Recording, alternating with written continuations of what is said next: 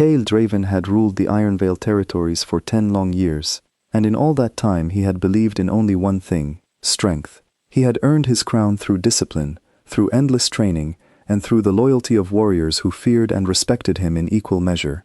When the elders told him that the moon goddess had finally chosen his fated mate, he felt a rare flicker of hope. He imagined a queen who matched him, someone tall and fierce, a warrior who could stand beside him and rule the land as his equal. What he received instead was Lyra. She arrived at the Great Hall on a cold grey morning, brought in by 2 scouts who had found her wandering near the eastern border. She was small and thin, dressed in a worn traveling cloak, and she walked with a slight limp that she tried, and failed, to hide. Her eyes were quiet and watchful, but they held no fire that Kael could see. She had no pack, no family, and no training. She was rogue-born, which meant she had grown up on the edges of every territory, welcomed by none. The court fell silent when the bond revealed itself. Kael felt the pull in his chest, undeniable and strange, telling him that this woman was the one the goddess had tied to his soul. But instead of joy, he felt shame. He saw the way his advisors exchanged glances. He heard the soft, careful whispers begin at the back of the hall. His enemies, he knew, would hear of this within days. The great Alpha King, matched to a limping rogue with nothing to her name. "Give her a room," Kael said coldly, not looking at her. "See that she is fed." And that was how he greeted the woman fate had chosen for him. In the weeks that followed, Kael kept Lyra at a careful distance. He did not deny her food or shelter, but he denied her everything else. He refused to complete the mate bond, keeping it half-formed and cold between them. He did not invite her to the council table. He did not ask her thoughts, and when she offered them, he waved them away like smoke. To him she was a weakness he had been forced to accept, a burden to be hidden rather than a partner to be trusted. Lyra bore it all in silence. She did not weep or beg or demand. She simply watched.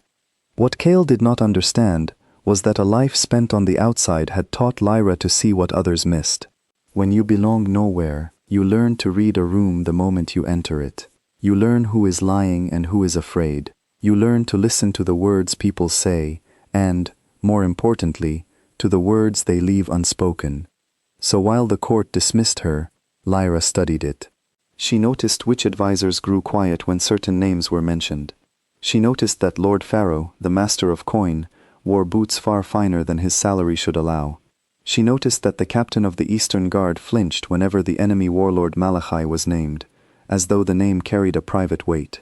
She gathered these small pieces the way a careful hand gathers grain, storing them away, understanding that one day they might matter.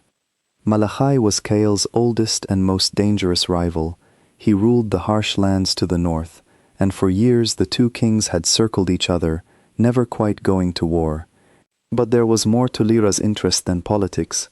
Years ago, when she was only a child, it had been Malachai's raiders who scattered her birth pack and left her alone in the world. She had never forgotten the sound of his banners in the smoke. She had never forgotten the cold satisfaction on the faces of his men. Malachai did not know she existed, but Lyra knew him well. One evening, a messenger arrived from the north with an unexpected offer. Malachai proposed a peace summit. After years of tension, he wished to meet Kael and sign a treaty to end the threat of war forever. The council was overjoyed. Peace, they said, was a gift. Kael, proud and eager to prove his kingdom secure, agreed at once. Only Lyra felt the cold hand of doubt. She found Kael in his study the night before the summit, poring over maps by candlelight. It was the first time she had approached him unbidden. "You should not go," she said quietly. Kael did not look up. "And why is that?" "Because Malachai has never wanted peace in his life," Lyra said. "A man like that does not lay down his sword unless he has found a sharper one to use in secret. This offer is too sudden. Too kind, it is bait." For a moment, Kael was silent. Then he laughed, short and dismissive. "You know nothing of kings or war. You have spent your life running from both. Go to bed, Lyra." She stood there a moment longer, her jaw tight, and then she left without another word. But she did not go to bed. Instead, she went to the kitchens, and to the stables, and to the quiet corners where servants talked freely, and she listened. and what she pieced together turned her doubt into fear. The next day, the summit took place in a grand tent on neutral ground between the two territories. Kael went with only a small guard, as the terms required. He sat across from Malachai, a broad man with a slow, patient smile, and they shared food and wine as a sign of trust. The treaty was read aloud. It seemed fair. Kael raised his cup to drink. He never saw the poison. It was not in the wine but in the cup itself, a fine powder brushed along the rim, so faint that no ordinary nose could detect it. Within an hour of returning home, Kael collapsed. By nightfall he lay burning with fever, his breath shallow, his skin pale as ash. The healers gathered around him and shook their heads. They did not know the poison, and without knowing it, they could not cure it. Panic swept through Ironvale. The Alpha King was dying, and there was no clear heir to take his place. The council descended into chaos, each voice louder than the last. And in that chaos, the cracks that Lyra had noticed for weeks began to split wide open. Lord Pharaoh, the master of coin, rose and declared that, in this time of crisis, leadership must pass to those with experience. He had allies ready to agree. The captain of the Eastern Guard, so nervous whenever Malachai was named, quietly moved his men to secure the gates, not to protect the king, but to control who could come and go. It became clear, terribly clear, that the poisoning was only the first move. Malachai had planned for this. He had bought traitors inside the walls, and they were preparing to hand Ironvale to him without a single battle. The council turned in desperation, and their eyes fell on Lyra. She was, after all, the king's bonded mate. In the eyes of the law, she had a claim. Some offered her the crown not out of faith but out of fear, believing a frightened rogue would be easy to control, a puppet to sit on the throne, while others pulled the strings. Lyra looked at the crown they held out to her, and then at the faces around the table. She saw the traitors clearly now, saw them expecting her to tremble. She did not tremble. "I will take the crown," she said, and her voice was steady and clear in a way no one had heard before. "But not as your puppet, as your queen." The hall went still. For the first time, they truly looked at her. Lyra wasted no time. She knew that every hour Kael grew weaker, and every hour the traitors grew bolder. She began not with soldiers but with words. She called the full council together, every lord and captain, and before them all she laid out what she had gathered over her weeks of being ignored. She described Lord Pharaoh's stolen wealth, and named the northern merchant who had been secretly paying him. She revealed the eastern captain's quiet meetings near the border. She connected each thread with such calm precision that the guilty had no room to deny it. Their faces, so confident moments before, drained of color. The loyal lords, shocked and furious, seized the traitors before they could act.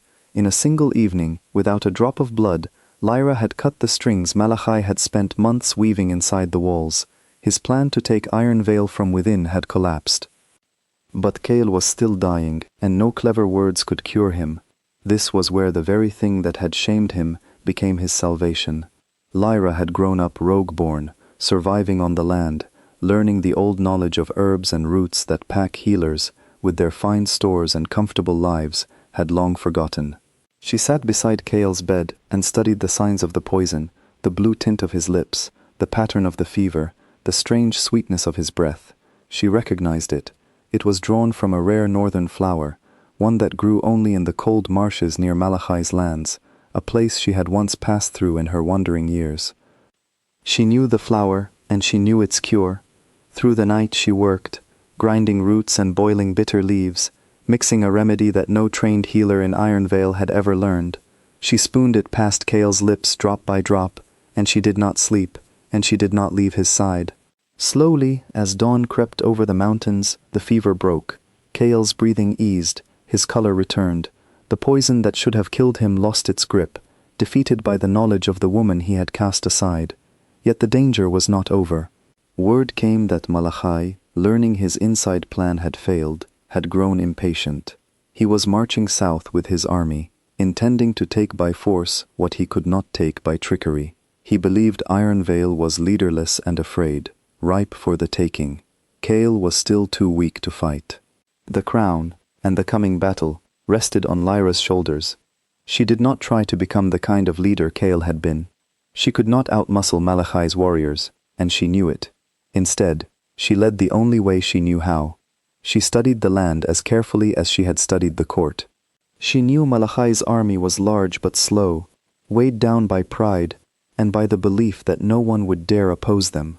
She knew, too, that the marshes and narrow valleys near the northern border were treacherous to those who did not understand them, and that she understood them better than anyone. Rather than meet Malachai in open ground where numbers would decide everything, Lyra drew him in. She let his scouts see a small, retreating force, making Ironvale seem weak and disorganized. Confident and eager, Malachai pushed his army forward into the narrow valley she had chosen, the very ground where she had once survived as a lonely rogue. There, hidden along the high ridges, the warriors of Ironvale waited, loyal to the queen who had saved their king and cleansed their court. When Malachai's forces were deep in the valley, surrounded on all sides and unable to use their greater numbers, Lyra's plan closed around them like a fist. She did not seek slaughter, she sought surrender. From the ridge above, she called down to Malachai and offered him a choice: lay down arms and answer for his crimes, or be trapped with no way forward and no way back. His army, caught and cornered, saw the truth of their position. One by one, his own commanders, unwilling to die for a lost cause, laid down their weapons. Malachai, the great warlord who had scattered her birth pack so many years ago, was left standing alone, his power broken not by a stronger blade, but by a sharper mind. He was taken and brought before the council to answer for all he had done. When Kael was at last strong enough to rise from his bed, he walked into a great hall transformed. The traitors were gone, his greatest enemy was defeated, his kingdom, which he had feared lost, stood whole and safe. And at the head of it all sat Lyra, calm and steady on the throne, the crown resting on her brow as though it had always belonged there. For a long moment, Kael could only look at her. He remembered the cold morning she had arrived, the shame he had felt, the way he had dismissed her again and again. He remembered calling her a weakness, and he understood now, with painful clarity, how blind he had been. He crossed the hall, and, before the entire court, he knelt. "I saw a limp, and thought it was frailty," he said, his voice rough.